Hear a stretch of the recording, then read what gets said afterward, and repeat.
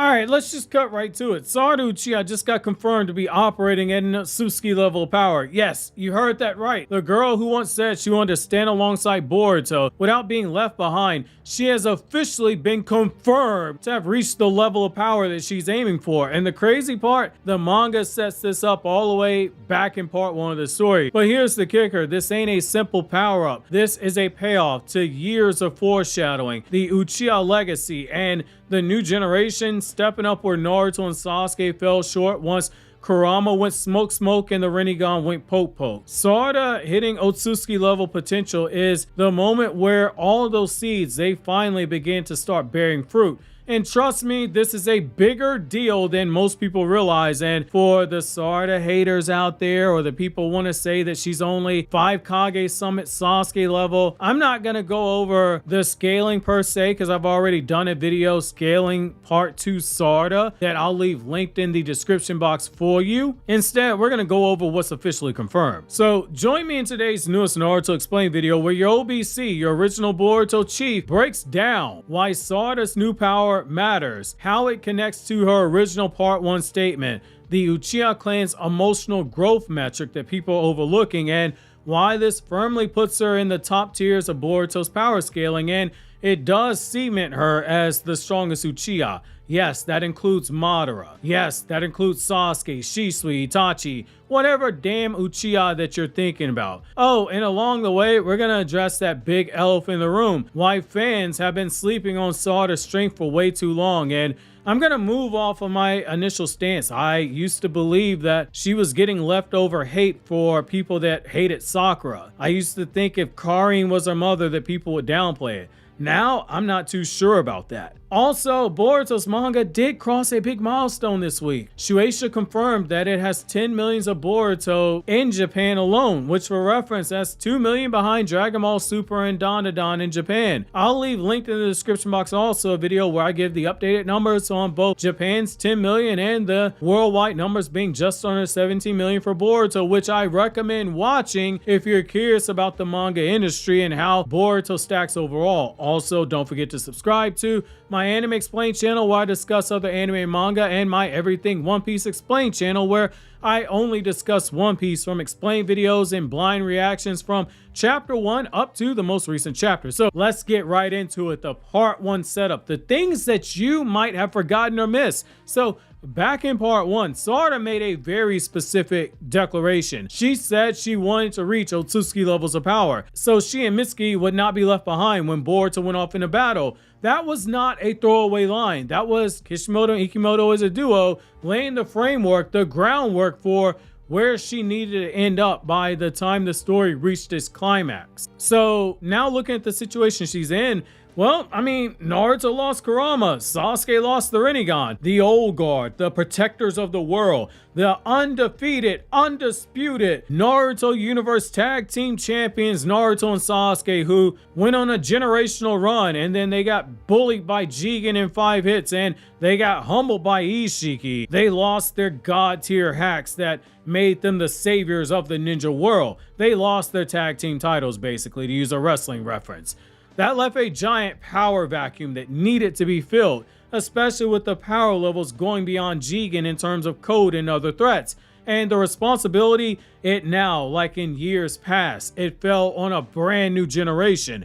If Boruto was going to stand as an inheritor to Sasuke's Will of Fire as a Shadow Hokage, then Sarada had to become the type of ally who could support him as somebody that wants to embody the Will of Fire of Naruto and be the next Hokage, because they're fighting against god tier characters. She couldn't just stay where she was. And now with her Mangekyo Sharingan, she has finally delivered on that promise in a major way, because we get flat out confirmation from Ikimoto. So let's talk about that Mangekyo Sharingan power boost, which we now have confirmation the girl's Ōtsutsuki tier. So the manga outright confirms that when Sarada activates her Mangekyo Sharingan and she's using that Ohirume jutsu, she is Ōtsutsuki tier. We have confirmation that when it comes to the speeds that she can move at, she is moving at Ōtsutsuki levels of speed. So now she has the hacks, she has the power, and she has the speed, which for the power, gonna say it again, she casually destroyed Ryu with one attack by detonating him with one of her gravity spears. This is insane when you remember that Ryu is stronger than Code. Code's stronger than Jigen. The same Jigen who beat Naruto and Sasuke in a combined 5 hits. Ryu was choking out Code, and Code was actively trying to break out the chokehold and he couldn't. Jura outright confirms that if Ryu wants to, he can kill Code. Sarada one-shotting Ryu puts her in terrifying company, and people were coping, well, she didn't easily do it. Jura flat out says she easily did it. That is the story telling you. Stop the cope. Now, add on the fact that she has a Chōkōtomoe Mangekyo Sharingan pattern. That is not just a cosmetic thing. Sasuke at age 17 had it. Madara Uchiha, he had a Chōkōtomoe Mangekyo Sharingan. For Sasuke and Madara, that was achieved when both of them got the Eternal Mangekyo Sharingan. Blind Sage Mode Madara, EMS Sasuke from the War Arc. Both of them were pushing up against 10 Tails Jinchuriki levels of power. Both of them were at a level of power where they were comparable to KCM2 Sage Mode Naruto. In the case of Madara, he was actually stronger than that. In the case of Sasuke, he was in the same tier, but he was weaker than that. It's a visual shorthand in that the Chōkōtomoe Sharingan is stronger and more rare than the normal Mangekyo Sharingan that people get. Or in this case, Eternal Mangekyo Sharingan. And with Sarada's already very solid foundation, it makes sense because the stronger your base, say it with me for the people in the back, the stronger your base, the stronger your transformation gets. I will use my favorite example. If you gave Naruto, back when he's at the Academy Sage Mode, he is not defeating Pain if Pain pulls up into the Hidden Leaf Village. Pain is smacking him with a ramen bowl, breaking it over his head, and extracting the Nine Tails from him because Naruto's base is too weak at that point. So here's the thing. A lot of fans misunderstand Sarada's strength and they underestimate her strength when she was a child. I did a very conservative estimation of 12-year-old Sarada's power in a video, How Strong is Sarada in Boruto Part 1. But here's the thing that is going to shock people. Again, that was conservative. Fans have underestimated her for years. At the age of 12, Sarada was already way stronger than people give her credit for. There's literally a reason why Sarada is able to match the strength level of adult Boruto era Sakura, who was only in her base at the time when they clashed chakra enhanced punches, and Boruto era Sakura is stronger than the Sakura you saw in the War Arc. And by the War Arc, I mean the Sakura that you saw in Naruto Volume 71. If you drop Sarada into the 4th Great Ninja War, she is holding her own against higher tier Edo Tensei. No, that does not mean she's beating Madara in a fight. I'm not saying she's at that Edo Madara level. I am saying she's comfortably ahead of the tier of Edo Tensei that Naruto was fighting in the war. That was her baseline before she awakened the Mangekyo Sharingan. That doesn't necessarily mean that she beat someone like a Nagato in a fight, that Edo Nagato, because matchups, as you all know, depend on other things beside raw power and hacks. You have combat ability, you also have jutsu and other things to take into account. It's a similar situation. Tsunade is stronger than the 4th Raikage. Tsunade is not beating the 4th Raikage in a fight. So when she awakens Mangekyo, which historically boosts a character about 2 tiers in power, her power leap makes a lot of sense. Sasuke did the exact same thing. From base heavy Sasuke to Mangekyo Sharingan Sasuke, that is a ridiculous spike in power. Sasuke jumped up 2 whole tiers. Matter of fact, base heavy Sasuke, not using the 3-Tomo Sharingan or the curse mark, that's closer to 4 tiers in power because the curse mark gives Sasuke 10 times multiplier. Now, I want you to picture Sarada doing that, but starting from an upper tier of Edo Tensei levels of power. Think about any Edo Tensei you saw Naruto fight. Sarada in Part 1 was relative to them. That shoots her up to a level where you're brushing up against beings on the lower end of Blind Sage Mode Madara's tier. Again, she don't scale to that Blind Sage Mode Madara. That's basically saying you're on the back end of the tier. To use a really great example for you, Kage level, in my opinion, starts with the Orochimaru, who lost all of his arms. That Orochimaru who was fighting against Tsunade and Jiraiya and etc. The Orochimaru, who was severely nerfed. He is on that back end of the starting point for Kage level. Someone like Kakuzu is in that middle tier, that same tier. Someone like Base Killer B is on the upper end of that entry point to Kage level. And then you get various degrees of Kage level. But I say that to say this, getting into that back end of the tier that Blind Sage Mode Madara is in, that's very fucking impressive. That's literally just saying that she is stronger than adult Sakura, who's using the Byakugo seal at full power, which we know how strong that full seal Byakugo seal chakra makes Sakura, but she is on the back end of that Blind Sage Mode Madara tier. That is 12-year-old Mangekyo Sharingan Sarada. It might piss people off, but there's a reason why Sasuke said, no, yo, you are way stronger than me at your age. There's a reason why Sasuke and Naruto both said that Boruto and Sarada will surpass them, because their floor is higher than people are given credit for. When your floor is that high, your ceiling is astronomical. Wickedly Strong does not even begin to cover it. And that makes even more sense when you factor in the Uchiha clan has a hidden hacks in terms of a growth mechanic.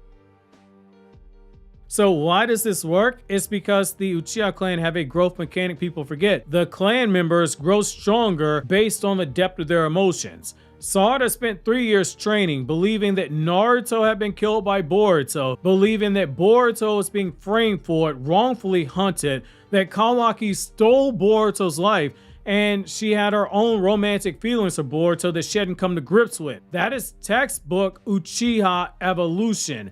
Love and hate swirling inside of her.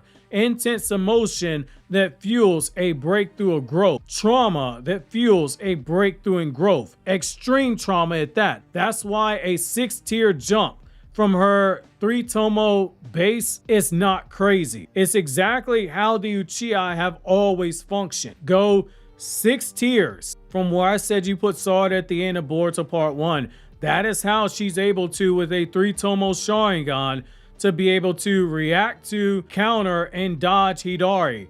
I don't care that he does not have the Sharingan and couldn't use Chidori in terms of he could not adjust the movement. Sharingan only uses the Eye of Insight to allow you to adjust. The whole reason why you need it is because Chidori requires you to perform it with so much freaking speed that you get tunnel vision. And even at a standing thrusting jab, you still need the Sharingan because of the speed required for the thrusting jab. This was shown to us when Naruto waited until Sasuke's Sharingan cut off when he tried a thrusting jab, and Naruto was able to uppercut him because Naruto knew the weakness of Chidori. None of that matters if you yourself are not physically relative to the person that is performing the attack. Sharingan does not give someone an auto dodge in this case. You have to be physically capable of dodging. This is proven to us again in Naruto. Sarada had to be relative to him to be able to react to the attack, see the attack coming, react to the attack, cut the Sharingan on, dodge the attack, weave the hand signs, and counterattack him. That is why she was able to damage him a second time when he was on guard trying to capture her. The Uchiha clan, they have a hidden cheat code to get stronger. And if you think that type of a jump feels way too sudden, way too shonen, if you will, remember that Boruto's mangaka, Ikimoto, is heavily influenced by Dragon Ball. This is the same logic that Piccolo took from being barely stronger than second form Frieza. He dominated, but in Dragon Ball, being barely stronger typically means that you hold that significant edge, to being relatively healthy to a Super Saiyan Goku, the very next arc, who spent 3 years training.